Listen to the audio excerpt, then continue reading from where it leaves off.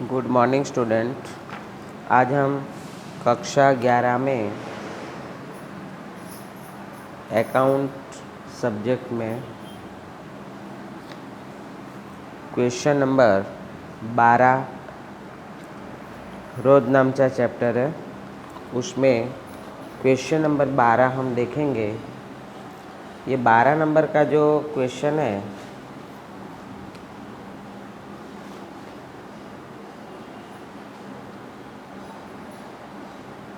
व्यापारी बट्टा, रोकड़ बट्टा और डूबत ऋण के व्यवहार का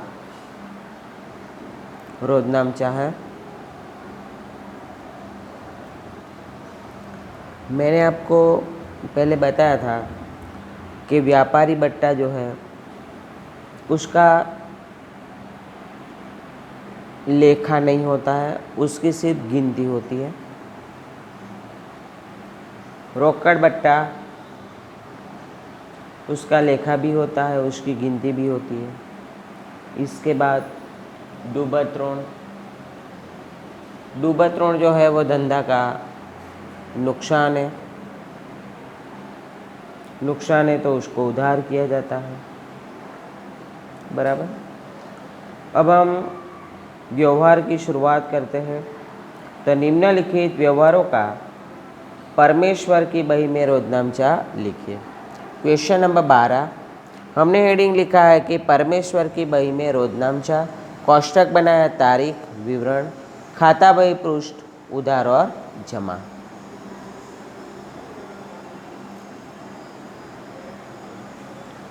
पहला व्यवहार है 2014 जून 1, 50,000 रोकड़, 10,000 का माल स्टॉक और 15,000 के देनदार लाकर धंधा का प्रारंभ किया। धंधे के अंदर रोकड़ आ रही है, माल स्टॉक आ रहा है, देनदार आ रहा है, तीन संपत्ति है। माल संपत्ति खाता के नियम के अनुसार संपत्ति आए तो उधार होता है, और जब धंधा का शुरुआत किया ऐसा क्वेश्चन में लिखा रहता है, मतलब कि धंधा का मालिक ये सब लाया है, धंधा का मालिक ने इन्वेस्टमेंट किया है तो वो पूंजी खाते जमा होता है। तो रोजनामचा है रोकड़ खाते उधार 50,000, माल स्टॉक खाते उधार 10,000, देनदार खाते उधार 15,000, पूंजी खाते का 75। जितनी रकम उधार होती है उतनी रकम जमा होनी चाहिए। विवरण में रोकड़, माल स्टॉक, देनदार लाकर धंधा का प्रारंभ किया उसका। सेकंड, श्रीमती शारदा के पास से 20,000 की लोन 10% ब्याज से ली। लोन लिया है तो लोन के स्वरूप में रोकड़ आया है, तो रोकड़ खाते उधार 20,000, 10% की शारदा की लोन खाते का। शारदा के पास से 10% के ब्याज के दर से लोन लिया है तो वो देने वाली है, तो उसके खाते जमा। विवरण, शारदा के पास से 10% के ब्याज के दर से लोन लिया उसका।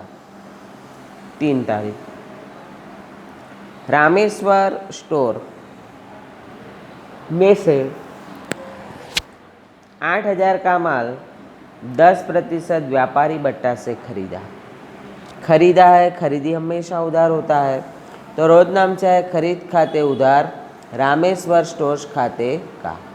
यहाँ पे 8,000 का माल 10% व्यापारी बट्टा से खरीदा है, तो मैंने यहाँ पे गिनती लिखा है 8,000 की कुल कीमत है माइनस 10% व्यापारी बट्टा। 8,000 का 10% 800, घटाने के बाद रकम आता है 7200। तो रकम हमने लिखा है उधार में 7200 और जमा में भी 7200। विवरण, रामेश्वर स्टोर में से 10% व्यापारी बट्टा से माल खरीदा उसका। तारीख 5, गायत्री स्टोर को 5,000 का माल 10% व्यापारी बट्टा से बेचा। गायत्री स्टोर को बेचा है, बराबर, और ये भी उधार व्यवहार है, गायत्री लेने वाली है, बिक्री जमा होता है। तो रोजनामचा है गायत्री स्टोर्स खाते उधार, बिक्री खाते का। यहाँ पे भी 10% व्यापारी बट्टा है, 5,000 उसकी कीमत है, और माइनस 5,000 का 10% 500 रुपया व्यापारी बट्टा है, तो रकम आएगी 4500 बराबर। तो हमने रकम में लिखा है 4500, उधार में भी और जमा में भी। विवरण, गायत्री स्टोर को 10% व्यापारी बट्टा से माल बेचा उसका। आगे तारीख 7, राधा किशन स्टोर में से 15,000 का माल 10% व्यापारी बट्टा 10% रोकड़ बट्टा से खरीदा, आधी रकम का चेक दिया। देखो स्टूडेंट, यहाँ पे 10% व्यापारी बट्टा से माल खरीदा है, 10% रोकड़ बट्टा से, और लिखा है लास्ट में आधी रकम का चेक दिया। तो ये आधा व्यवहार उधार होता है और आधा व्यवहार रोकड़ है। रोकड़ बट्टा की गिनती जो है, जो व्यवहार जितना भी रोकड़ होता है इसके ऊपर ही रोकड़ बट्टा की गिनती होती है बराबर। तो आधा व्यवहार उधार है, आधा व्यवहार रोकड़ है। इस हिसाब से हम रोजनामचा लिखेंगे। सबसे पहले तो खरीदा है बराबर, तो खरीद खाते उधार, बैंक खाते का, बट्टा खाते का और राधा किशन स्टोर खाते का। अब पहले गिनती में समझ लेते हैं हम। 15,000 की माल का खरीदी किया, मतलब ये कुल कीमत है। उसमें से 10% व्यापारी बट्टा, मतलब 15,000 का 10% व्यापारी बट्टा 1500 घटाने के बाद 13,500। रोकड़ बट्टा की गिनती व्यापारी बट्टा के बाद होती है बराबर। तो पहले 15,000 में से 1500 घटाया, मतलब 10% व्यापारी बट्टा घटाया, तो पहले खरीद खाते उधार लिखेंगे 13,500। इसके बाद आधी रकम का चेक दिया है बराबर, और आधी रकम उधार व्यवहार है। तो 13,500 का मैंने दोनों आधा आधा कर दिया, 6,750 6,750। अब 10% रोकड़ बट्टा है बराबर, तो जितनी रकम रोकड़ चुकाई इसके ऊपर ही रोकड़ बट्टा की गिनती होती है। तो 6,750 माइनस 675, मतलब 10% नकद बट्टा है, रोकड़ बट्टा। तो अब कितनी रकम चुकाएंगे? 6,075 चुकाना था, 6,750, 675 डिस्काउंट मिला है, मतलब रोकड़ बट्टा मिला है, तो 6,075 चुकाएंगे। तो बैंक खाते का लिखा है 6,075। ये बट्टा हमें फ़ायदा हो रहा है बराबर। 6,750 चुकाना था, उसकी वजह हमने चुकाया 6,075, तो 675 रुपया फ़ायदा हुआ है, इसीलिए बट्टा खाते का 675। फिर आधी रकम नहीं चुकाई है, तो राधा किशन स्टोर खाते 6,750। जितनी रकम उधार हुई है उतनी रकम जमा होगा। विवरण में राधा किशन स्टोर में से 10% व्यापारी बट्टा और 10% नकद बट्टा से माल खरीदा, आधी रकम का चेक दिया उसका।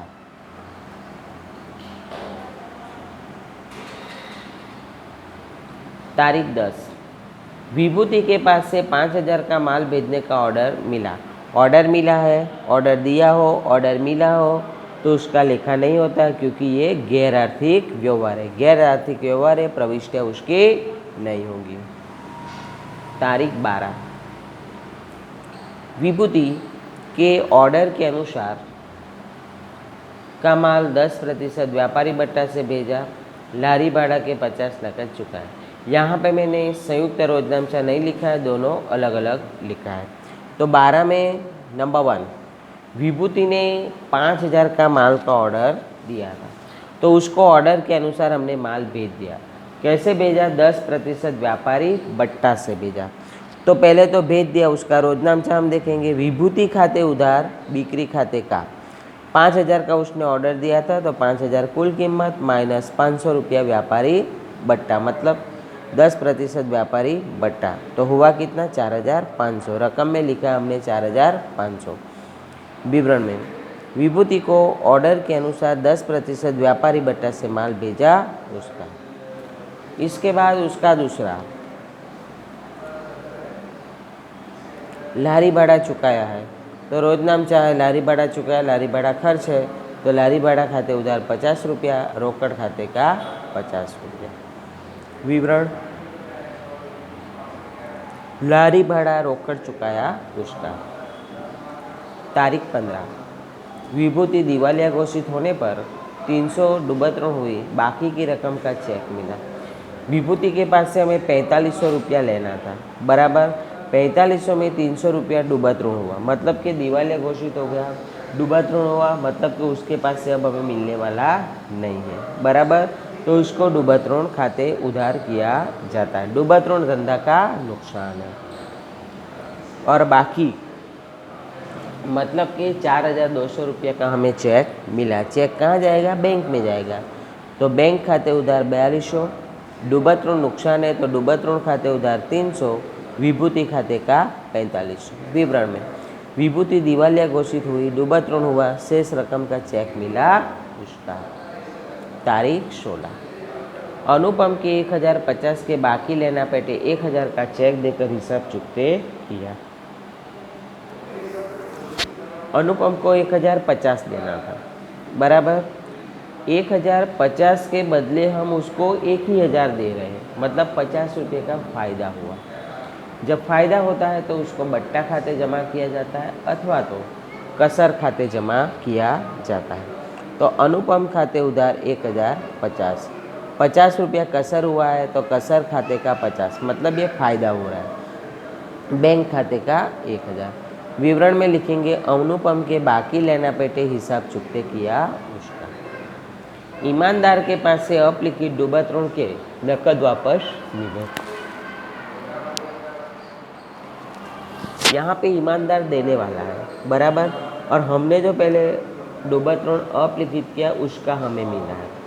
अनुपम ईमानदार भले देने वाला है लेकिन उसके खाते जमा नहीं होता है। जो अपलिखित डूबत ऋण किया है तो डूबत ऋण वापसी खाते जमा होगा, बराबर। नकद मिला है तो नकद खाते उधार 1500, डूबत ऋण वापसी खाते का 1500।